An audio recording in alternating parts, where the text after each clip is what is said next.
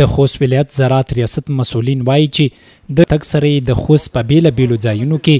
هغه ځمکې چې پخوا شاړې پرتې وي بغدارانو ته په قرارداد ورکړي چې اوس پرې د زینتي ونو ترڅنګ د مالټو باغونه جوړ شوي. د قراردادیانو سربیرۍ د اسلامي امارت بودیجې ته هم ګټه رسېدلې. تقریبا له 100 جرابو څخه زیاتې ځمکې چې پخوا شاړې وي لله الحمد د امارت په راتګ سره دغه ځمکې ټولې په قرارداد ورکړل شوي دي او همدارنګه اوس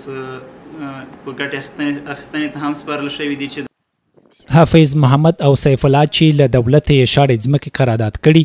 وایي چې د مالټو ونو ترڅنګ یې بیلابیلې سبزۍ پر همدې ځمکه کرلي. زیاتوي چې لسګونه ځوانانو ته د کار زمینه هم پکې برابره شوي چې له دوی سره په دغه ځمکو کې کار کوي. اوس الحمدلله موږ په دې باندې باغ لګولی دی، باغ جوړ دی، د مالټو باغ 900 ونې پرې لګولې دي چې ونې رسېدلې دي ګل ته، ځینو میوه نیولې ده، په ځینو باندې سبزۍ کرلې لکه الوګان دي، بینډۍ دي، دا شفتالې دي، دا شیونه دي، او ځینو باندې شنې سبزۍ دا شیونه دپاره ځمکه آماده کړې ده چې اوس د سارو باغ منطقه ده،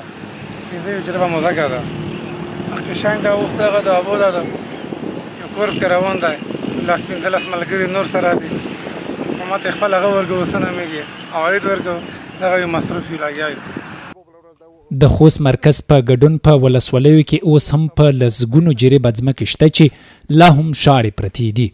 د مسؤلینو په وینا هڅه کوي دغه شاړو ځمکو ته هم قراردادیان پیدا او دغه شاړې ځمکې آباد کړي.